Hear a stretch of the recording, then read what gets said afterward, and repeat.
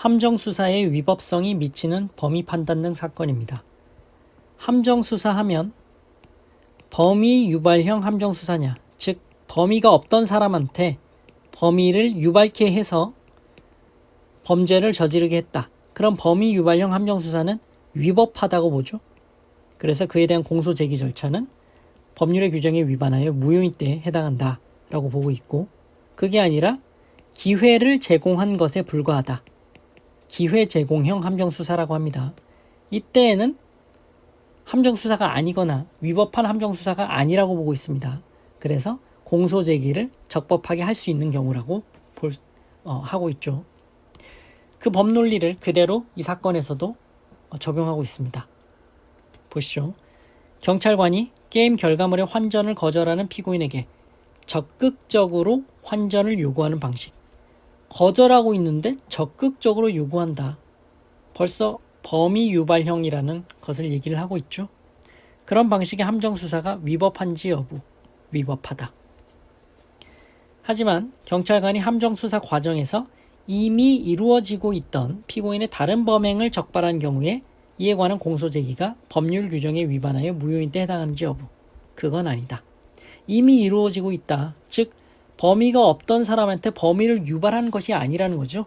이미 범죄는 이루어지고 있었다라는 것입니다. 그것을 적발한 것에 불과하다.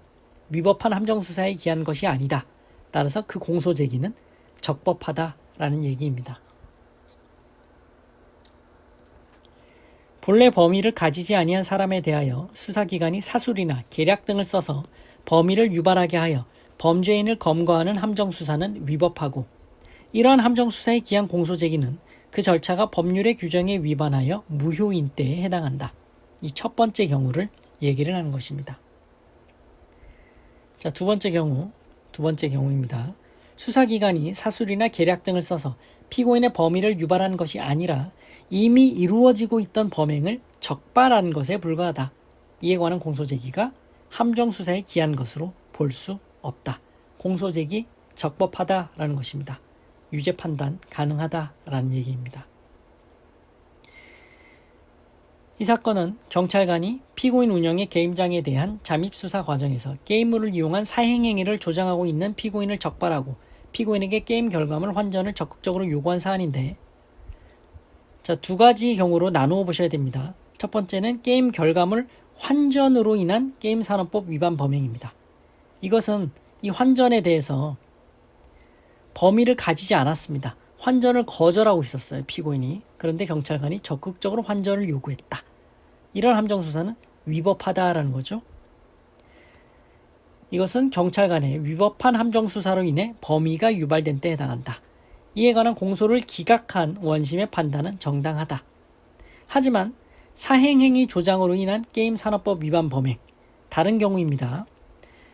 이것은 이미 이루어지고 있던 범행을 적발한 것에 불과하다라는 것입니다. 경찰관이 환전을 적극적으로 요구를 하거나 이런 개입 행위를 하지 않았다라는 것이죠. 사실관계가 그렇습니다. 그래서 이에 관한 공소제기는 함정수사에 기한 것으로 볼 수 없다라고 판단을 한 것입니다. 사실관계보다는 기존의 논리를 복습하는 차원에서 이 판례를 보시면 될 것 같습니다. 고생하셨습니다. 마치겠습니다.